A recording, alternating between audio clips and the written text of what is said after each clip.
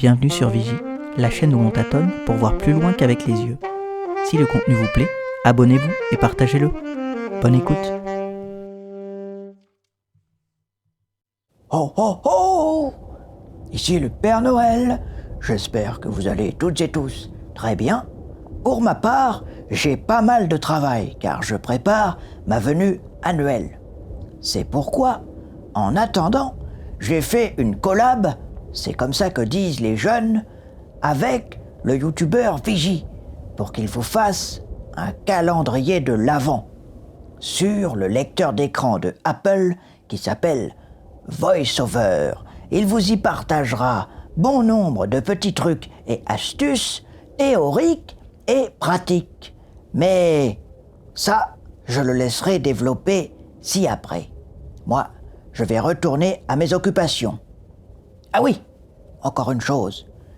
Abonnez-vous à ces vidéos, car il n'a pas l'habitude de travailler autant.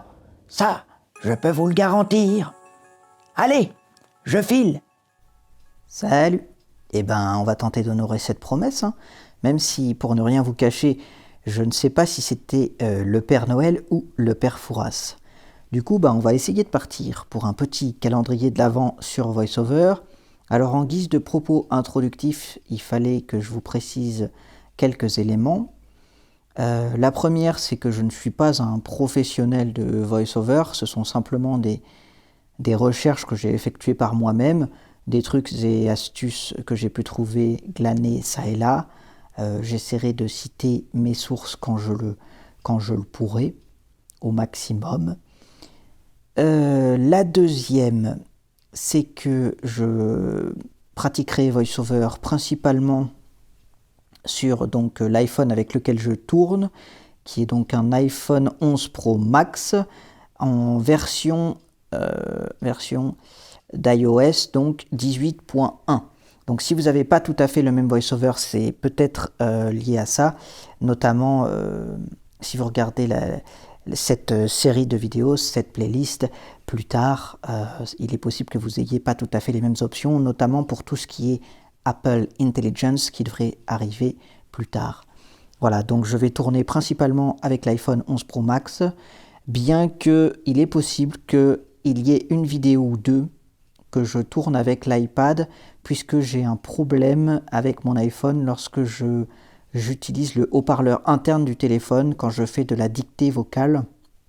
Et donc pour vous montrer certaines choses, c'est possible que j'utilise l'iPad qui ne semble pas avoir ce problème-là. Je crois que c'est un des haut-parleurs qui dysfonctionne.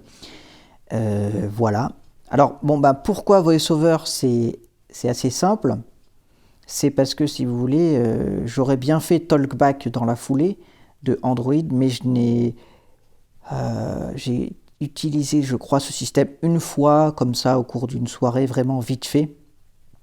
Mais je ne l'ai jamais pratiqué, on peut dire, TalkBack du côté de Android. Donc, peut-être que j'essaierai de le faire par la suite, mais pour le moment, je me concentre sur VoiceOver puisque je suis un utilisateur